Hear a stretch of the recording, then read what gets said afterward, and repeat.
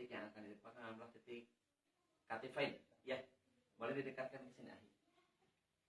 Ini titik catified yang pertama ya, agar kita mengenal letak ya anatomi insisi. Jadi tidak boleh kita sembarangan langsung main jeblus-jeblus. Ya titik catified seperti itu, ya paham ya. Ini contohnya titik ahdain, ruas kanan kiri dari cervical. Ahdain ada yang atas, ada yang tengah, ada yang bawah. Ya, semuanya hampir sama ya secara umum dari fungsi dan manfaat titik sunnah ini. Bagaimana titik catified? Ini ada perbedaan pendapat. Ada yang berpendapat titik catified adalah titik perobatan Islam. Namun saya pribadi berpendapat titik catified adalah titik sunnah. Karena ada beberapa hadis yang berkenaan dengan titik catified tersebut. Nah ini titiknya. Ini adalah shoulder ataupun bahu, ya, luas. Nah pas lakukan ini, nah titik catified itu. Terasa ya tadi ya. Nah pas di sini nih. Nah di lembah inilah yang biasanya terjadi jam, terjadi kemacetan, ya, terjadi sumbatan, terjadi masalah. Dan manfaat dari titik catified saat dilakukan pembekaman adalah untuk masalah-masalah kolesterol yang tinggi, kolesterol LDL ya, kemudian triglycerida, ya. Kemudian juga ini ada bisa angin, serangan stroke, ya, atau serangan stroke, nauzubillah, yang hipertensi, ya, kemudian frozen shoulder, ya, masalah HNP, ya, setelah terjepit pada cervical, ya, kemudian juga bisa yang masalah rematik juga serta asam urat. Masya Allah, jadi banyak sekali manfaat dari titik catified ini. Insya Allah ya. Oke, ini beberapa media yang akan kami gunakan untuk melakukan ya, titik catified. Kopnya disesuaikan juga kopnya. Ingat ini saya belum menggunakan sarung tangan dan belum menggunakan masker. Nah, ini titiknya. Ini insya Allah pada kali ini saya akan membekam 4 titik catified dan titik belikat yang di beberapa pendapat dinamakan sebagai titik sunnah pula yang bernama Az-Zuhrul A'la. Ini titiknya. Ini titik catified. Ini relaksasi dulu boleh. Relaksasi dulu. Bismillahirrahmanirrahim. Jangan langsung 3 tarikan. 1 atau 1,5 tarikan dulu. Bismillahirrahmanirrahim. Kita doa bersama-sama. Allahumma rabban nas adhihi bil basyai isfihi anta syafi la syifa illa syifauka syifaan la yughadiru saqam. Oke, 1 tarikan dulu. Insyaallah. Lihat apakah simetris atau tidak. Oh, ternyata kalau simetris dekat sini. Bicara. Tambahkan lagi. Apa fungsinya? Agar klien tidak kaget. Dia sudah adaptasi, tubuhnya sudah diinstal untuk siap menerima radang, menerima sakit. Sakit yang sengaja dibuat tetapi terstandar, terukur, sakit yang tidak terlalu menyakiti. Ya. Teori bekam adalah teori untuk menyakiti tapi ringan skalanya. Insya Allah. Masya Allah. Oke. Lihat. Bismillah, sama 1 tarikan dulu ya, seimbangkan kanan kiri. Mengapa hanya 4 titik? Karena qadarullah ya, beliau baru sekitar 3 minggu dibekam, jadi belum berani melakukan titik kahil. Nih ilmu ya, jadi tidak boleh melakukan bekam titik kahil 2 minggu sekali atau 3 minggu sekali. Titik 1 bulan sekali, itu pun pas penanggalan sunnah. Insya Allah itu ya. Oke, tambahkan lagi. Kalau selain yang kahil boleh berarti Ustaz? Relatif aman. Tapi kalau kahil ada dampak ya. Dampak yaitu apa? Dia bisa mengakibatkan si klien nanti cadel. Atau klien menjadi gagap. Atau klien nanti lidahnya kesemutan. Bahkan beberapa case pernah ketemu klien yang beberapa saat tidak bisa bicara. Semacam lidahnya keluh. Naudzubillah, tsumma naudzubillah. Tuh, hati-hati. Al-ilmu qabla amal. Baru di sini anak mulai pasang masker. Membekam wajib pakai masker. karena bahaya kalau kita membekam nggak pakai masker. Sama ya, jika sudah mulai pakai gloves atau sarung tangan. Ya. Berapa lama? 3 sampai 7 menit. Kenapa nggak boleh lebih dari 7 menit? Nanti bisa melepuh. Ya, para hadirin nanti bisa melepuh. Bisa timbul blister. Ya, lepuhan-lepuhan. Yang di dalamnya berisi plasma darah. Pedih sekali, bahaya. Dan kalau sudah ada lepuhan, itu kategori malpraktek. Gitu. Iya, makanya hati-hati. Gitu ya. Betul ya. Alhamdulillah, ya anak sekarang juga kuliah ya, doa kesehatan. Dibahas pula masalah itu ya. Jadi semakin menajamkan. 3 menit, kenapa perlu 3 menit? Di atas 3 menit sudah terjadi anestesi lokal. Pembiusan lokal, baal lokal, mati rasa lokal. Tapi ini nggak lama. Makanya nanti norehnya cepat. Dan insya Allah anak nanti akan anak gunakan metode torehan. Insisi tipis syartah. Ya, dalam metode hijamah pada kali ini. Ya. Oke. Apa fungsinya? Agar terjadi sublimasi, pengumpulan, ya, hipoksia, darah stagnan, ya, kemudian atau CPS, kasuatif, patologikal substansi, titik sasaran, ya, atau nuktah, ya. Ini yang akan kita lakukan agar semakin maksimal. Insya Allah. Baik, kita lakukan, ya, torehan di 2 titik ini terlebih dahulu. Bismillahirrahmanirrahim. Ini ya, boleh usap dengan tisu. Kenapa? Karena belum ada luka. Paham ya? Nah, itu pun usapnya pelan-pelan. Nggak boleh terlalu lama. Berlama-lama kenapa? Karena baalnya nggak lama. Ini ilmunya. Bismillahirrahmanirrahim. Oke? Bismillahirrahmanirrahim. Boleh didekatkan aja. Ini diusahakan torehannya tidak boleh meninggalkan bekas.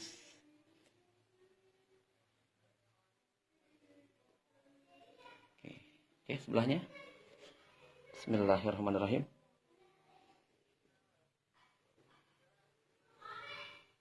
Nanti rasanya beda, Tat. Pakai torehan dengan menggunakan tusuk kantas. Insyaallah. Karena itu yang kami rasakan dan kami lakukan ke banyak klien, insya Allah. Salah satu indikasi bahwa torehan itu tidak dalam adalah saat selesai torehan hanya keluar bintik-bintik ini CPS-nya ya. Jadi tidak langsung menyembur.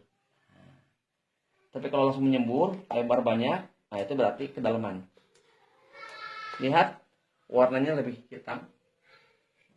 Ya, lebih kental. Bismillah. Lihat ya. Lebih hitam, lebih kental, lebih cepat beku. Dan di beberapa kondisi ternyata tanpa aroma, tanpa rasa. Ya. Kemudian warna cenderung kehitaman. Ya, betul. Nah, qadarullah ternyata pada punggung beliau ada tahi lalat, maka tahi lalat tidak boleh dilakukan penorehan. Begitu. Bismillahirrahmanirrahim. Nah, agak jambak ya. Aduh, boleh.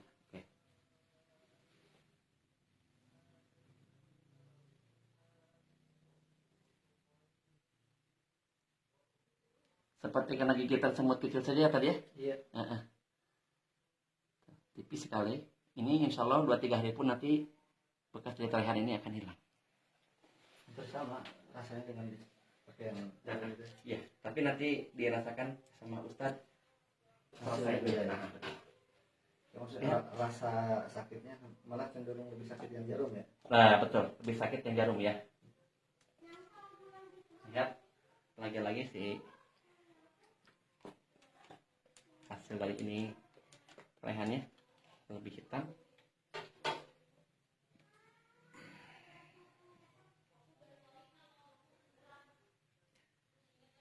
Ini titik acifine tanpa aroma, dan hati-hati aroma ini jangan sampai tercium. Aroma si gas patogen ini ya. karena bahaya. Ini sudah patogen, sudah ada. Oleh kita sendiri pun yang di pasien. Kalau pasien relatif tidak apa-apa, karena toh jarang toh. Nah ini rasanya, paling kan sebulan sekali. Tapi kalau pembekaman kan, ayolah mengabekam sehari sampai 10 kali, Iya. 20 kali, ayo terhirup, bener nggak? Iya. Nah makanya banyak beberapa pembekam yang bertumbangan itu seperti itu rahasianya. Nah ini ilmu. Ya. Lihat uapnya tambah banyak. Ini uap gas racun ya yang ada pada tubuh ya, yang harusnya keluar lewat kentut, pelatus, lewat sendawa. Ini tidak. Dan di beberapa kondisi ternyata orang yang sudah punya gejala angina pectoris atau gejala angin duduk pas kita lakukan terapi bekam ternyata sangat nyaman. Masya Allah, tabarakallah, alhamdulillah. Ya, masya Allah. Oke. Berapa menit sama? 3-5 menit pula.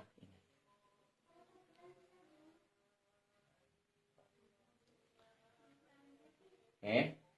Ini kami menyediakan kasa DTT. Kasa disinfektif tingkat tinggi yang sudah kita sterilkan ya kan. Ini kasa gulung, kita potong-potong, dalamnya kita isi tisu ataupun kapas ya. Dan sudah kita sterilkan. Ini kenapa perlu kasa? Untuk mengelap luka. Ini insya Allah lebih lembut ya. Permukaan kasa lebih lembut, insya Allah ya. Lebih lembut, lebih nyaman ketika menerpa kulit yang sudah terkena luka, apalagi luka torehan ya. Insya Allah. Oke, Ustaz agak tegak sedikit tak? Nah, gitu ya. Insya Allah. Lihat ya emang ya. Bismillahirrahmanirrahim. Oke. Ini direkatkan dulu punten si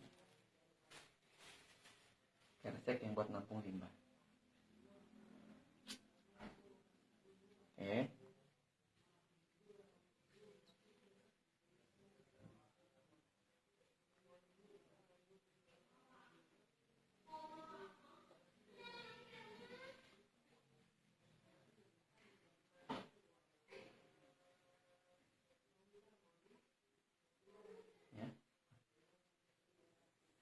Oke, lihat cara melakukannya pelan-pelan.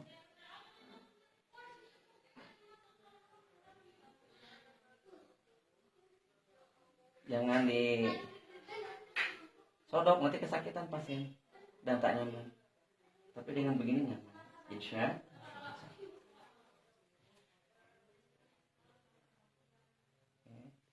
Ini masih bisa dipakai karena masih ada ya. Ingat tangan kanan nggak boleh kena darah. Jadi yang kena darah adalah tangan. Ini bisa gunakan tisu buat mengelap.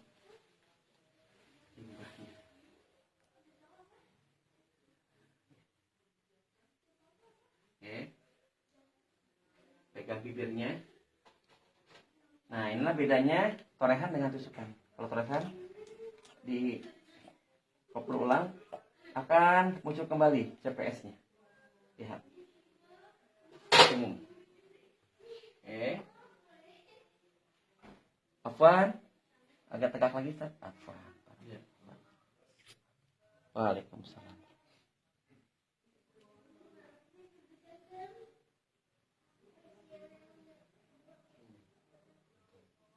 Ya.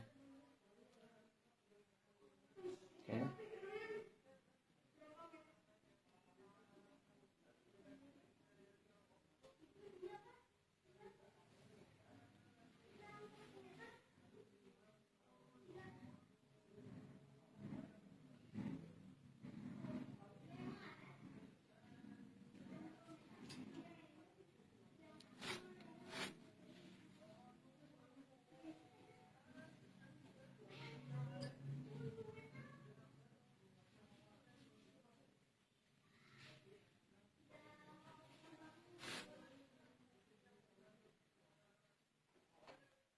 Ada di bekam itu kadang-kadang sambil tengkurap Ustaz. Nah, bagus yang mana ya? Bagusan sambil duduk. Kenapa? Karena maksimum. Maksimum penarikan kopnya. Kemudian maksimum pula si apanya namanya itu? Darahnya. Si bendungan negatifnya lebih stabil ya. Ketimbang menggunakan ketimbang dengan cara berbaring tengkurap. Sama. Oke. Pelan-pelan.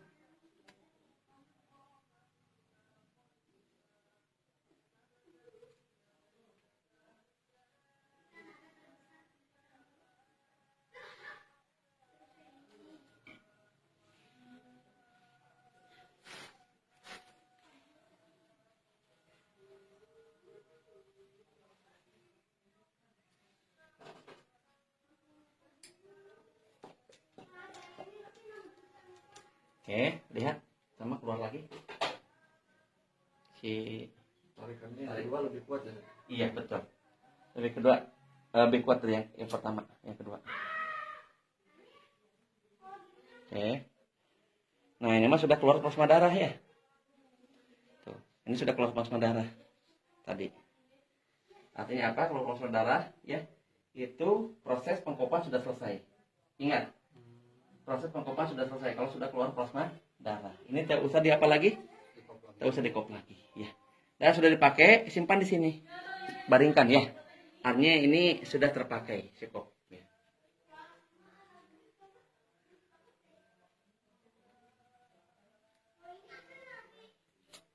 Oke, lagi. Masya Allah, ini pun sudah keluar plasma darah tuh Kang Cepi ya. Tuh, ada cairan bening ya. Oke, ini langsung saja. Tuh Kang Budi ya, lihat ya. Kang Hendy ya. Sudah keluar plasma darah. Artinya apa? Tidak boleh dilakukan pengkopan lagi. Maksimal. Ya, maksimal sudah. Ini ibaratnya dari stagnan dan qadarullah ternyata Ustaz belum lama dilakukan bekam. Ya. Yang harusnya berapa? 1 bulan. Bila untuk penjagaan saja. Oke. Nah, ini lakukan. Cari yang lebih landai Kang Cepi. Ini rapatkan.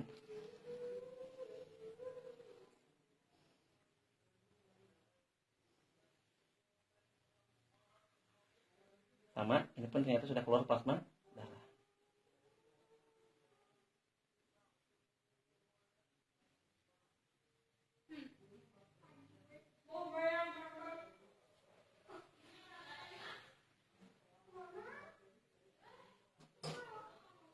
Nah kalau habis bekam itu Ustaz, Wan bertanya Ustaz. Boleh kena air atau boleh mandi itu seberapa lama? 3 jam. 3 jam baru boleh mandi, itu pun menggunakan air hangat. Dari kaki bawah dulu ya. Oke, lihat cara nyodoknya Mang Kepi ya. Agar nggak kena atau belepotan ya Kang ya. Nah, sama. Hati-hati. Ini yang relatif bersih si kop ya. Ini bisa dilakukan apa? Nanti untuk merelaksasi lagi kulit yang tadi sudah dibekam dan agar tidak terjadi infeksi. Ya, insya Allah ini tidak akan infeksi ketika dioles lagi oleh minyak zaitun. Nah ini beliau cukup sering dibekam, jadi ada bekasnya. Dan qadarullah baru pertama dibekam sama anak ini. Iya, alhamdulillah. Alhamdulillah ya. Beliau jauh-jauh dari Jonggol ya. Jonggol itu negara tetangga sebelahnya Sukabumi ya. Baik ya. Itu negara Bogor Jonggol itu.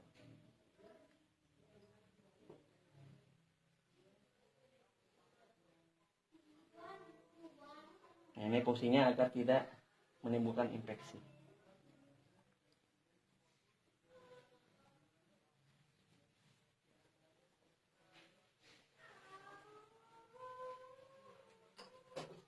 Oke, pakai lagi kasa biar nyaman.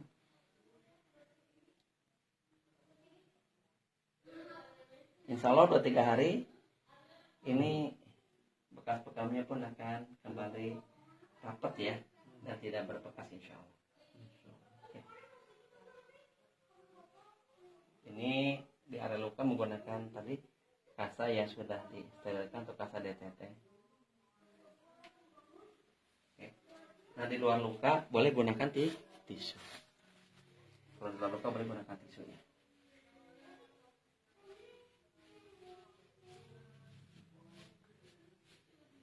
Alhamdulillah. Oke. Cukup kan? Ya. Assalamualaikum warahmatullahi wabarakatuh.